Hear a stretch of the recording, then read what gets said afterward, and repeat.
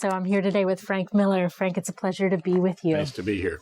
It's always a pleasure to be talking about arms control. Tell us what brought you into the field? What was your educational background? And how did you enter the field of arms control and nuclear security policy writ large? I backed into it. So early on, late high school, early college, wanted to get involved with defense policy. So I majored in history and political science, which didn't help much. But I then spent 3 years on active duty as a naval officer at sea, which was interesting. And then went to graduate school, got an NPA. And I think one of the things about careers in government, or careers any place, is what old folks like me would call your Rolodex. Who do you know? And it was through people that I met through the Princeton program that I ended up spending the first 2 years of my government career in the State Department. I was an analyst in the Political Military Bureau, largely brought on to do naval things, and curiously enough, you triggered a memory. One of the things that was being discussed in 77 to 79 was Indian Ocean arms control with the Russians. This was one of Carter's initiatives, which went nowhere because there was no there. And then in 79, I transferred over to the Defense Department to start working on theater nuclear systems, and then in 81 became the head of the Strategic Forces Policy Office in OSD. I think the interesting thing about deterrence policy and by extension arms control policy in those years was we had no relationship with the Soviet Union, really. If you were doing Soviet policy, it was through the area of arms control, and that's where, if you did anything to influence the Soviets, that's how it happened. It was deterrence and arms control. So that's how I fell into arms control, and mostly I was working on, sort of starting 81, strategic forces policy, and there was a divide in OSD policy between what I did and the arms controllers. It all went up to a deputy assistant secretary. So I played a little bit in Start 1, and then we'll talk more about Start 2, where I had a much more central role. Terrific. Talk more about that divide, because we're kind of back in that position today. Gosh, when I joined OSD policy, which would have been in August of 79, there were 3 nuclear policy offices. There was a theater nuclear policy office that had about 5 or 6 professionals. There was a strategic forces policy office that had about 5 or 6 individuals. And there was a SALT office that became the START office. And that had about 6 or 10 individuals, all reporting to a single deputy assistant secretary. Over the years, the 2 functional offices, the theater nuclear and the strategic forces office, merged, and now I think there's only one office of nuclear policy there. And there was also, at the time, because it was one of the things that was going on, there was an office of multilateral arms control in addition, which did MBFR and, gosh, what were the other ones? I don't know. Certainly MBFR, maybe some of the nascent NPT stuff. I don't remember. But it was a big deal. I mean, policy was a big deal, but policy was much smaller. I mean, where today you have 6 or 7 assistant secretaries in policy, we had 2. We actually had 1 in the Carter administration, and then as the Reagan administration emerged due to personalities, there were 2 assistant secretaries. So it was, in many ways, a much leaner organization at the top. Interesting. And you were tasked with developing national declaratory nuclear policy. Is that right? First couple of years. Okay. So again, this is one of these archaic things that you inherit, even though they're not right. And so in OSD policy, my office, the Strategic Forces Office, was tasked with looking after the programs and with developing public policy, declaratory policy. Indeed, I got deeply involved also in working with the United Kingdom as they transitioned first from Polaris to Trident, and then I opened up a whole new book. I wrote a whole new book essentially on U.S.-UK relations. But there was one office that was a residual office from the Carter years that did targeting policy. And that was jealously guarded, although they made a hash of it. They were doing a terrible job until 85, when the winds changed and I took targeting policy too. So I finally, in 85, my office did declaratory policy, forces policy, targeting policy. And then that goes down a whole different track, which we can come back to on Start 2. But it was very Byzantine and bureaucratic. And targeting policy is something that sort of went out of vogue with the United States. We didn't really talk about it for a long time, and it's back now, right? In the context of this question of whether the United States has enough nuclear weapons. Yeah, I guess so. I mean, we never really talked about targeting policy, period. I mean, there were sort of the general statements by secretaries of defense. But, I mean, look, in the Carter administration, we had 10,000 nuclear weapons, strategic nuclear weapons, right? More on that. The interesting thing about actual targeting policy, real targeting policy, was that the military basically kept OSD out, so there was no civilian oversight. And the further subset of that is that Strategic Air Command out in Omaha kept the Joint Staff out. So they were basically running their own little railroad until I was able to start breaking some doors down in 85. And beyond talking about sort of general threats to one degree or another, what do you think the enemy leadership needs to know that you're holding at risk? We didn't generally talk about that. Harold Brown was very good about that in the Carter administration. Some of the things Weinberger said were pretty good. And then as the Cold War was easing off, Secretary Cheney made the decision we just weren't going to talk about targeting. We didn't talk about targeting from, say, 1992-3 until much more recently. And again, the times have changed, and there are reasons for that, but we can go into that. Terrific. Well, let's move into Start 1. So you were involved in the negotiation of Start 1. I was a bit player. A bit player. Tell me about that. It was a question of we were not, and it comes out in sort of some of the questions you asked earlier. We weren't as cohesive in formulating the arms control positions as we probably should have been. Not as we definitely needed to have been. And so from my perch on the side looking at the programs, I was always making sure the arms controllers weren't giving away something that I absolutely needed. And so, I mean, one of my contributions, if you will, is when the Reagan administration made the decision to sell Trident II to the UK, we promised them a system that could carry 12 warheads. As we were getting into sort of middle to end stages on Start 1, the arms controllers wanted to say we'd be restricting Trident to carry 8 warheads. And so, I mean, I intervened to make sure that we got a secretarial level decision that said, look, we'll put 8 on. We're going to sell the British what we promised we're going to sell the British. They can carry 12. That was one thing. And there were other questions about the degree to which we would permit the Soviets to look inside our bombers.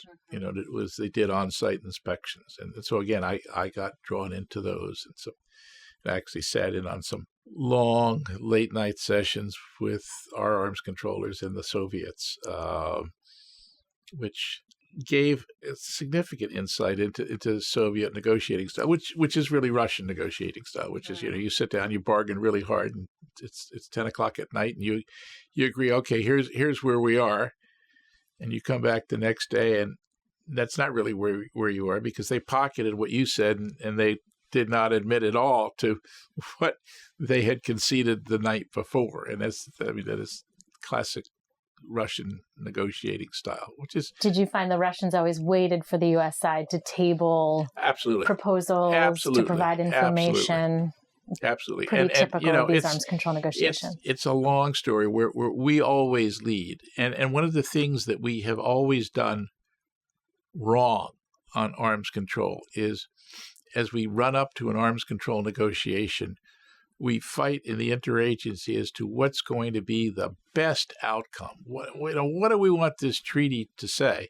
And that becomes our opening position. Yeah. And so, you get walked back from it, right? I mean, you have to get walked back from it. I wish we would do a better job of thinking that through. It'll be interesting to see what happens as we contemplate maybe a new round. Our overall negotiation strategy, perhaps. Yeah. So START 1 negotiations began. They were concluded relatively quickly for arms control negotiations. Well, no. START 1, Reagan postulated the idea of START, I think, in maybe 81 or 82. And then at that point, you've sort of got 3 negotiations going in parallel. So you've got START 1, you've got the INF treaty negotiations, and then you've got, I guess it's sort of 83-ish nuclear space talks or something like that. And it was the NST talks. I don't remember what the 3 initials stood for. But you had those 3 things going forward. And at this time, the Soviets are running a really heavy influence campaign in Western Europe. And the KGB had promised the Politburo that they would block the deployment of the Western Pershing II and ground launch crews. And they failed. And when the first ground launch crews went to the UK for deployment it was 1983, I think. You'll have to check me on the date. The Soviets walked out. They walked out of the negotiations for 2 years. I may have it wrong, and they walked out when we said we were going to deploy. Actually, we said that in 79. So check my dates, but there was a triggering event in 83 that caused the Soviets to walk out. Yeah. And then in 85, they come back to the table. And then so, yes, from 85 to, you're starting START 1. START 1 doesn't get signed until, that START 1 is signed by Bush 41, isn't it? Yeah, well, first we go into Reykjavik, and then INF comes out of Reykjavik, and then START 1. Although INF is playing along, all the way as we're working with the Allies. But they sort of waxed and waned on the scope at Reykjavik, considering the elimination of all nuclear weapons at times. Yes. Right. And then INF follows shortly thereafter, and then START 1. Exactly right. So were you at the negotiation table for START 1? Were you? Some of the sessions I was there, but they were peripheral. This question of on-site verification was still, the U.S. and the Soviets had not reached a consensus on this, a shared approach. Can you talk about that within START 1, the context of START 1? Well, absolutely. I mean, we were making breakthroughs in what needed to be counted. And on-site verification became extraordinarily important because of the prospect, which turned out later to be true. Today, we count at least 9 treaties and agreements that the Russians cheated on, and probably a 10th, to get real ground truth as to what was happening. And when you go back to SALT, and this is sort of an overarching problem with our approach to arms control today in general, we counted what we could see through overhead systems, right? So you counted missiles, not warheads. And it was all done by national technical means. As we move forward, as it got to the INF systems, which were really much harder to count by national technical means, the U.S. government decided that we needed to have some degree of greater visibility, and that was on-site inspection, which of course was anathema to the Soviet Union. But we pressed ahead with it, and I think the breakthroughs were first made in the INF Treaty, which is an 87 treaty, and that was concluded relatively quickly, and we could talk to that in a minute, because we needed to make sure that under the terms of the treaty, if they were really going to be destroying all the SS-20s and they had a production plant in Votkinsk that was making SS-25s, that there were no SS-20s that were being covertly built under the guise of SS-25s. So we had some really intrusive inspections and something called perimeter portal monitoring and all of that. But the reason we got to where we did on the INF treaty is that the Russians badly wanted that treaty. And the Russians badly wanted that treaty because they miscalculated the range of the Pershing II. Pershing II was a system that had been a Pershing I, shorter range. We upgraded it to be Pershing II. There are 108 of them in Germany. And the Soviet intelligence community decided that they could hit both Moscow and 2 underground command centers that were south of Moscow, which they actually couldn't. Didn't have quite that range. But the Politburo turned to the KGB and said, you promised us we were not going to be under a 5-minute time of flight threat, and here we are. And now this is a knife to the jugular of Soviet command and control. And so they really wanted that treaty, and they paid for it with on-site inspection. And having established on-site inspection in the INF treaty, this was something that we could carry forward under the START I treaty. Terrific. Thank you. Talk about the limitations that START I set and the process of reaching those negotiated outcomes. So START I... Warheads capped at 6,000. Yeah, but again, at the end of the day, you go back and look at what did the treaties accomplish. SALT I and the defunct SALT II sort of placed caps on where people were growing to.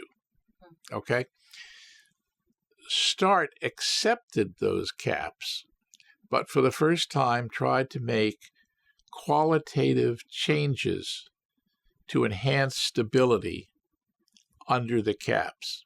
And so while Richard Pearl, who is the chief negotiator and Assistant Secretary of Defense for International Security Policy, was widely mocked in the traditional arms control community for focusing on throw weight.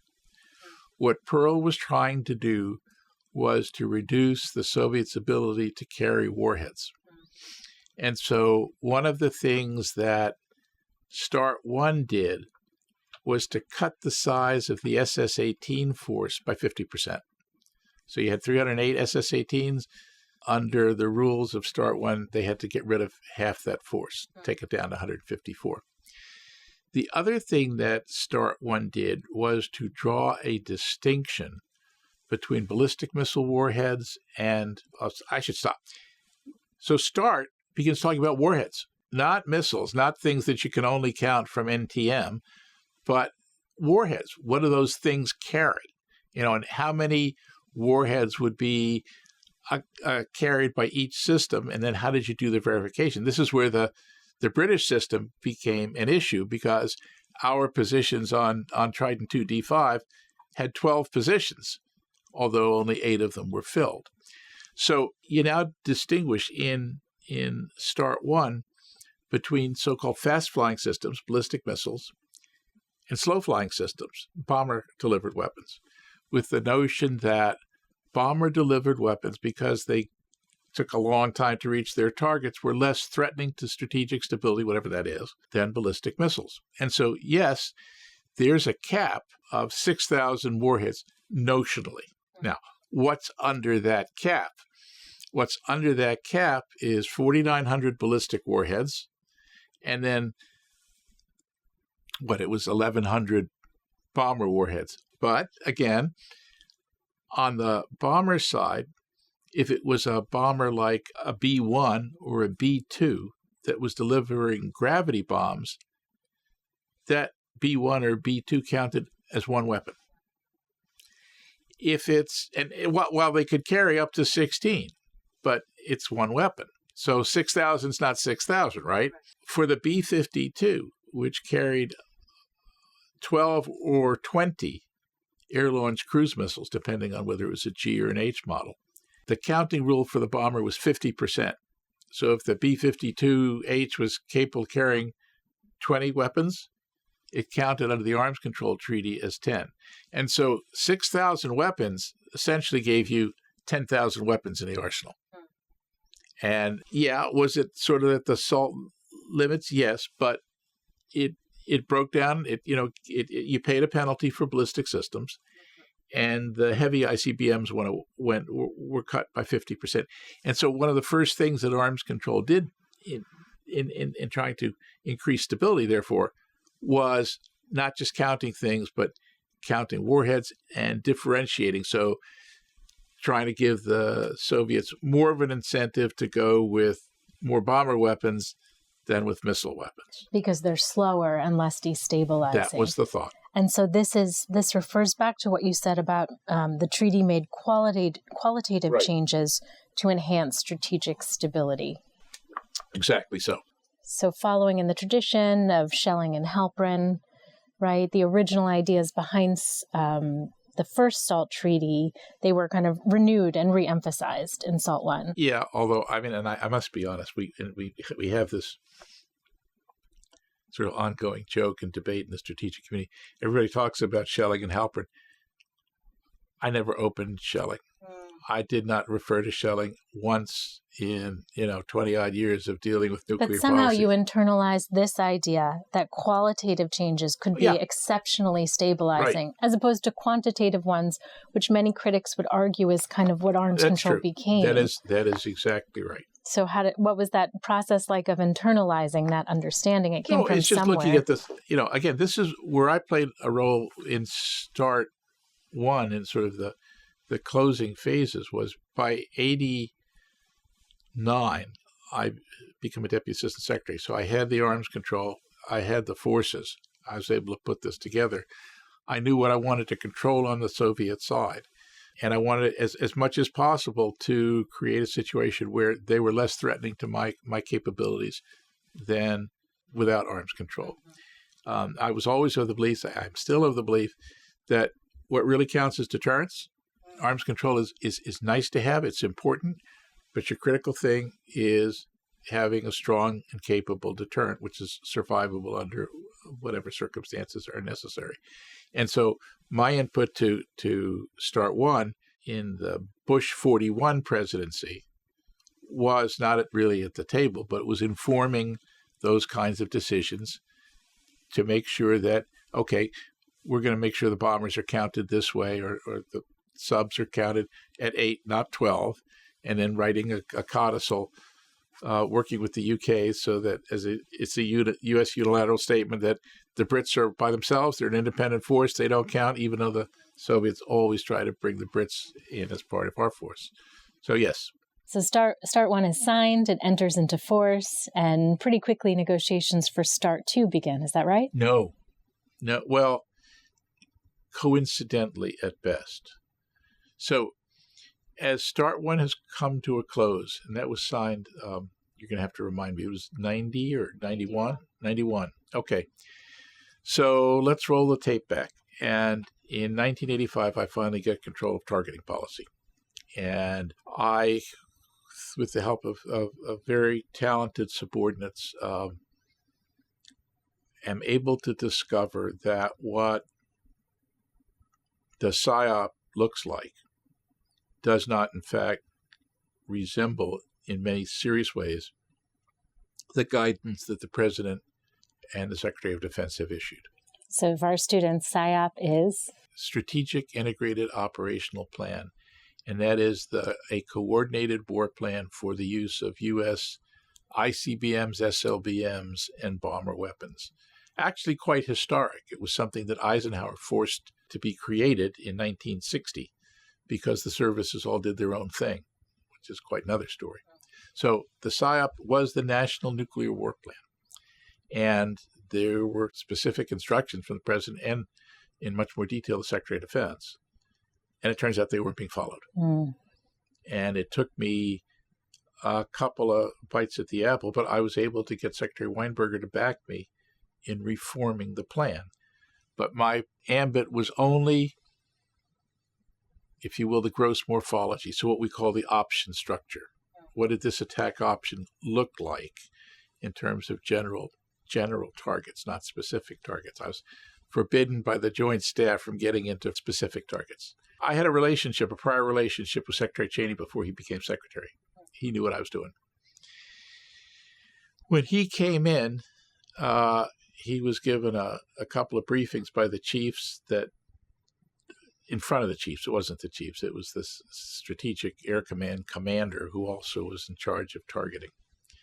That made no sense. And he called me and he said, you're going to have to get on top of this. And I said, I can't. I could do gross morphology. I can't get into the micro business. And he said, you can now. So we did a major, he authorized a major review of the war plan with OSD, the Joint Staff, and Strategic Air Command, and made me a deputy. Yes, to help, I'm made a deputy assistant secretary at this point, so it's 89. And we do a 2-year review of the war plan and discover, whereas we have on the order of 10,000 weapons, the target base that we have to cover in the Soviet Union is 5888. So it's 40% more weapons than we needed. Shortly thereafter, it's quite clear the Soviet Union is breaking up, and so we reopened this study again at his direction, and we focus on Ukraine, Belarus, Russia, and Kazakhstan, because those are the places where the strategic weapons are. And when we basically go down to it, going through a lot of puts and takes, it turns out we decide we can live with about 3,500 strategic nuclear weapons. Okay, so 10,000, 5888, 3,500. And we go to the secretary. Hadley was the assistant secretary. And we say, we got more weapons than we need by a long shot. What if we try to use that as leverage to push the Soviet Union into a really deep cuts agreement? And one of the bugaboos at the time, one of the concerns at the time, which is still with us today, although people focus on it a little less, is the vulnerability of MIRVed ICBMs, with the notion that one warhead kills several, and therefore there is an advantage in striking first. We said, what if we trade a significant drawdown in nuclear weapons, strategic nuclear weapons, for an agreement to ban MIRVed ICBMs on both sides? And he liked it, and we took it to President Bush, and President Bush liked it, made a major speech in, I think, September of 92. And so this was the second time that, rather than counting numbers, we were going for something at the heart of strategic stability, getting rid of these so-called vulnerable targets which invited preemptive first strike. And we did it. I mean, Linton was the negotiator.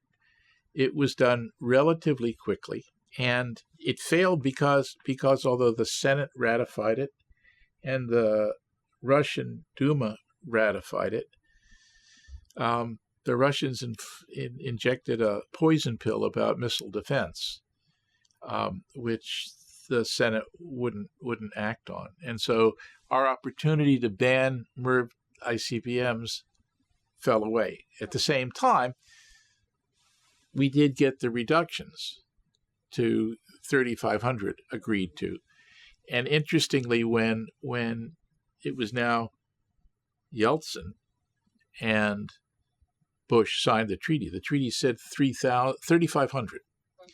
And Yeltsin grabs a pen and he writes down 3,000-3,500 on the treaty papers. And he says to Bush, that's me, 3,000. Wow.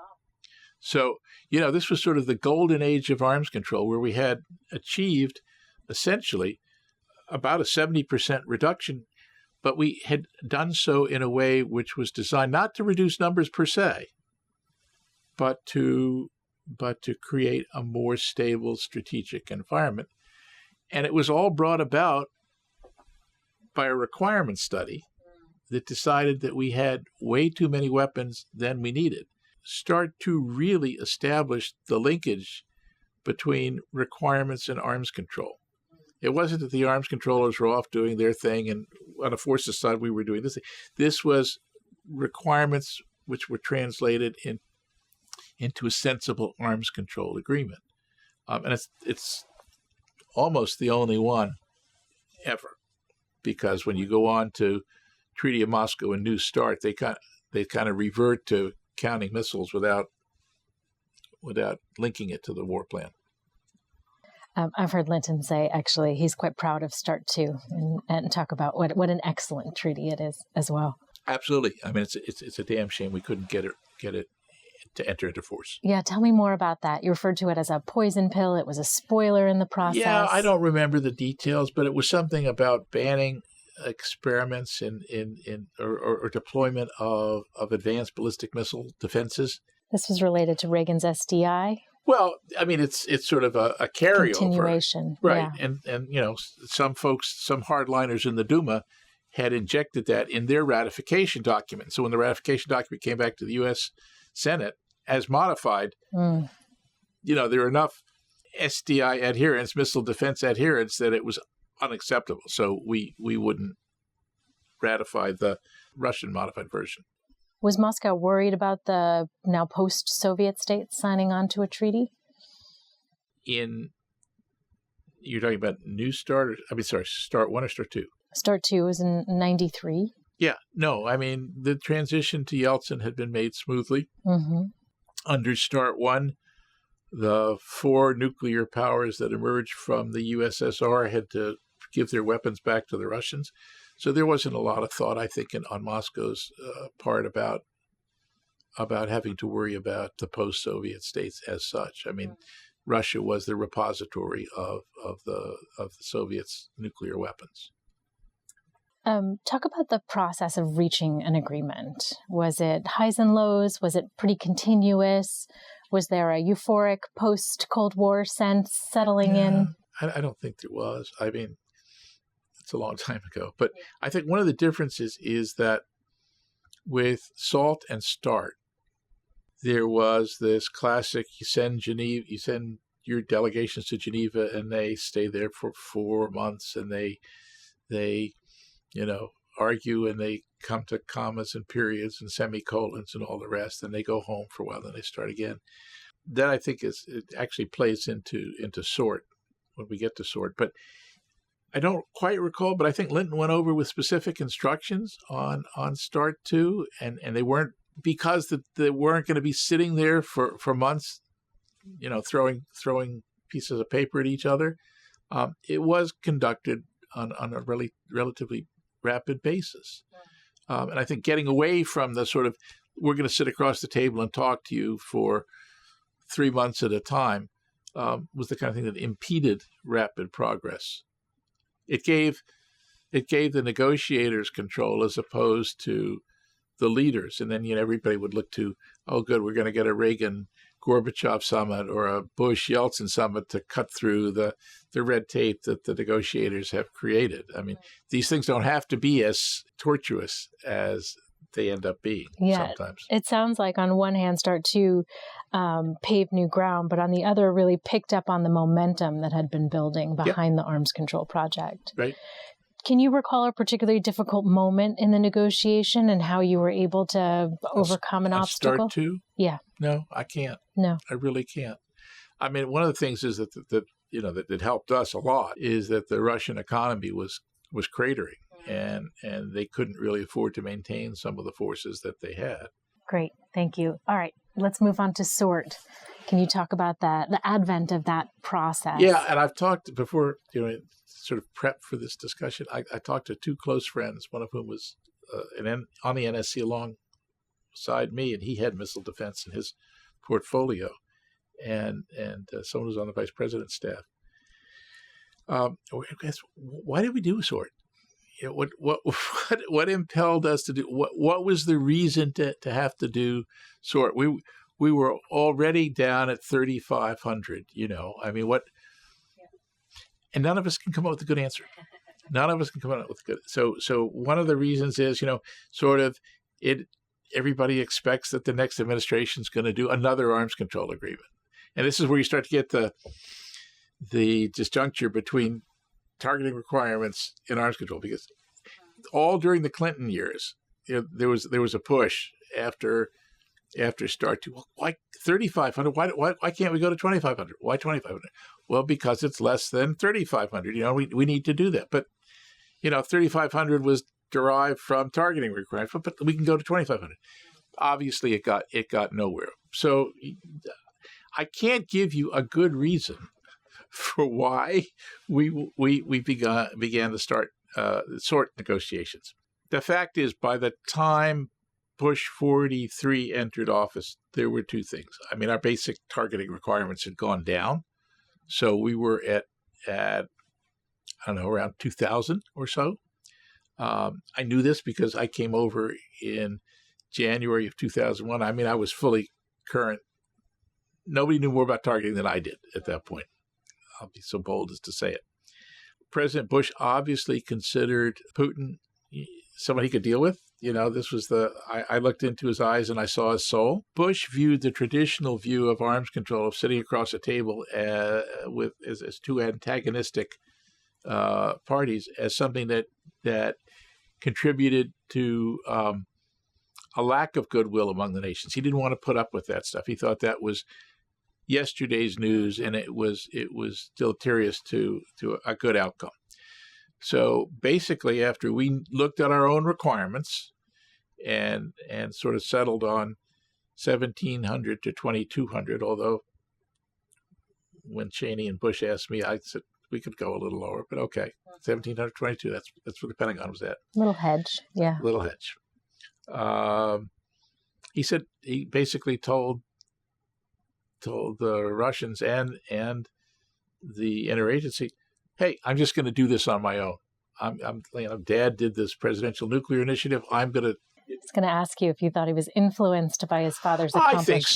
I think so to some degree. But he also wanted to avoid the arms control negotiating process because he didn't want to inject, things that were disagreeable into the U.S.-Russian relationship. But he withdrew from ABM. Well, wait. So, and you had two sets of players who said, no, you can't do this unilaterally. We need to do a treaty. One was the State Department under Colin Powell. No, we have to write this stuff down. And the other was Putin, who said, I want a treaty. And so they got the treaty in relatively short order. Why? One reason why is because we had START. And we put everything on Treaty of Moscow on the START counting rules and on the START verification protocols. So it was basically dead easy. You just had to pick a number. We made a little bit of a push to try to get the 43 to agree to reviving the MIRV ban. And he said no. Okay, why no? He said because the Russians are so poor that they can't reach 1,700 without MIRVing their ICBM force. And so I'm going to give Putin a buy on this. Retrospectively, a dramatic mistake, just a dramatic mistake. But there you go. Can you talk about that in the context of today or of more recent developments? Why would that have been helpful? Well, I mean, if you get out of MIRVed ICBMs, and you don't have an SS-18 follow, even though it's failing somewhat, I mean, it's a much more stable world. And, you wouldn't be using a single-header ICBM on the Russian side to kill a single-header Minuteman. We went to single-headed systems. I mean, regardless of START 2 not entering the force, we turned the Minuteman force into a single warhead force. And we took out the 50 peacekeepers, the 10 warhead peacekeepers of the force. The Russians did not go down that road. And so you still had the imbalance with the MIRVed ICBMs on the Russian side and the U.S. single headers. But it was done relatively quickly. But there was a real significance to SORT, Treaty of Moscow, whatever you call it, that was overlooked in the partisan politics of the time, which is that under SORT, every weapon counted. So we didn't do the distinction between fast flyers and slow flyers. If a B-52 was going to carry 12 cruise missiles, it was going to count as 12 weapons.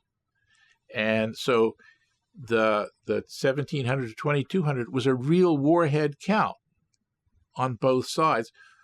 We tried very hard, I tried very hard, to open up the U.S. military to Russian on-site inspections of our weapons storage areas. It was a hard fight. We got that.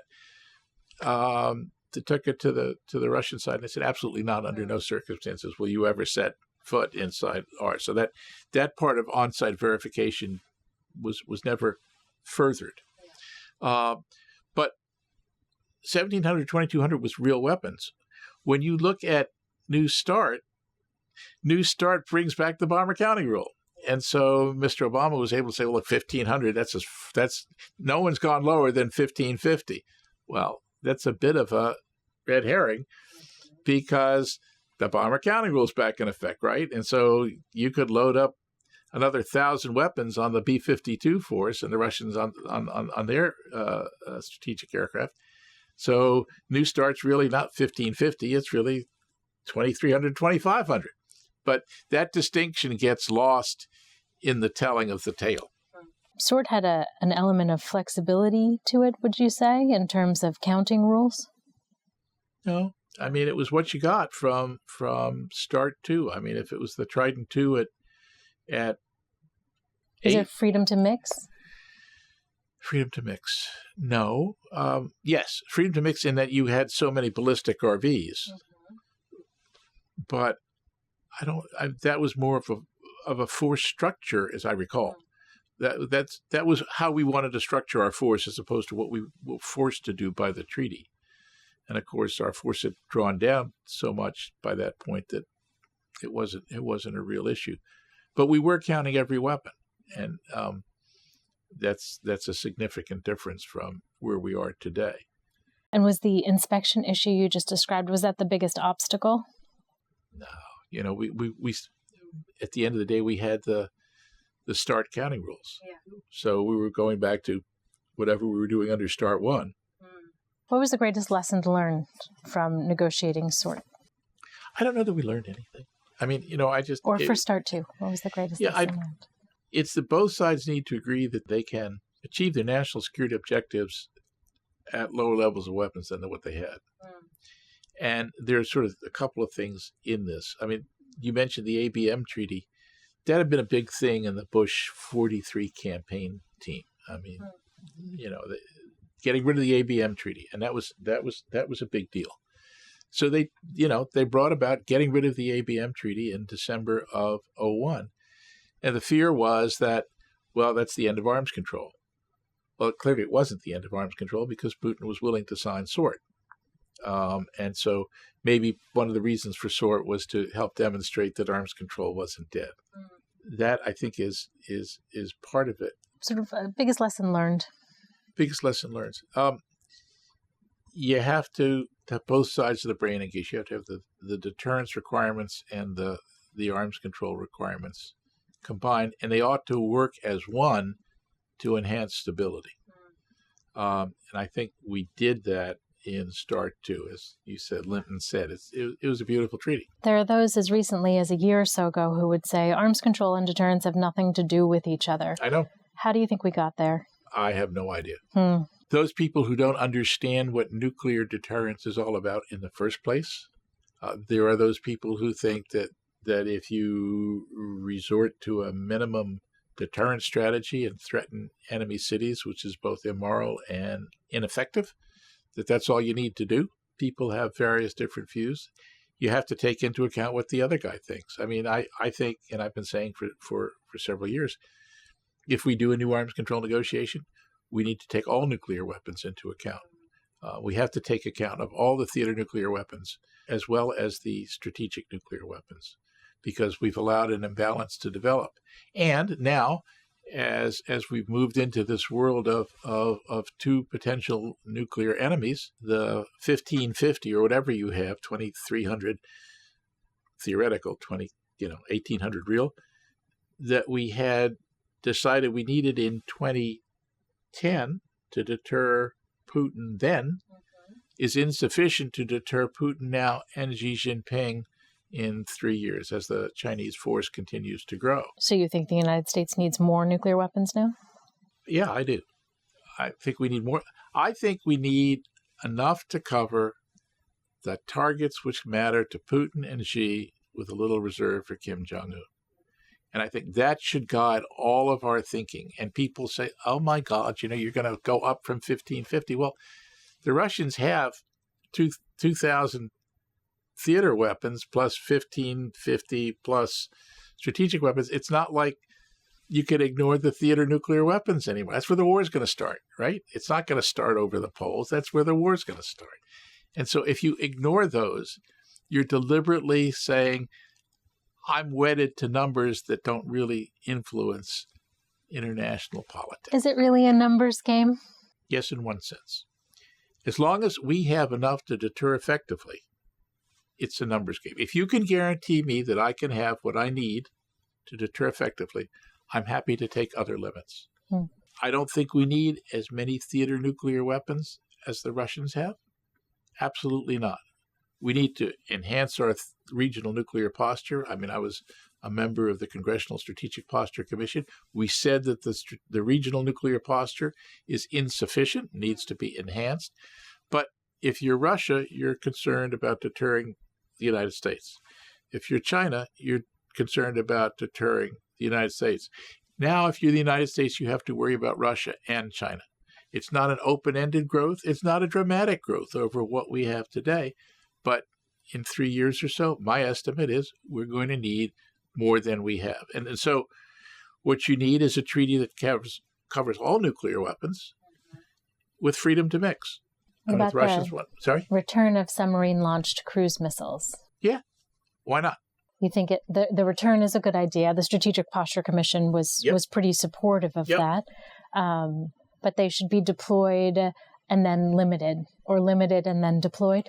As long as you give me a cap, okay, say 3,500 weapons, and you tell me I'm free under that 3,500 to divide that however many theater weapons and strategic weapons, then we're good. And you should have verification. The same thing with the Russians, who likely have more theater weapons than they need strategic weapons, given their deterrent requirements and ours. But to say that we have to deter Russia and China simultaneously and to deliberately have an arsenal, either because that's what we build or that's what we limit, which is inadequate to that task, is failing the national security requirement to deter both simultaneously. So there's simultaneous deterrence, and then there's the idea that if the United States had to fight a nuclear war with Russia and a nuclear war with China, they wouldn't probably happen at the same time. Bolton was famously ridiculed for saying the U.S. would need to fight a nuclear war with Russia and then turn around and fight a nuclear war with China. The laughable part, of course, the dark humor of it is that nobody would be left standing after the first nuclear war. And I think my response to you would be, we're not going to fight those wars. We're going to deter those wars. We're going to prevent them from happening. What the Strategic Posture Commission said was that you could not predict that an act of aggression by one would not be joined deliberately or in an aggressive manner to pick up the pieces by the other, so that you had to deter both simultaneously. I mean, it's 1941. You've got to deter Hitler and Tojo simultaneously. We failed on that. With the fate of the nation, and indeed of the free world at stake, you can't premise your force structure on there'll only be one country to deter and not the other. And you can't believe that the force you deploy will not be judged to be insufficient by either if it is insufficient. Is it possible to deter two other countries simultaneously in cahoots with one another when you are outnumbered, if you are not playing a numbers game?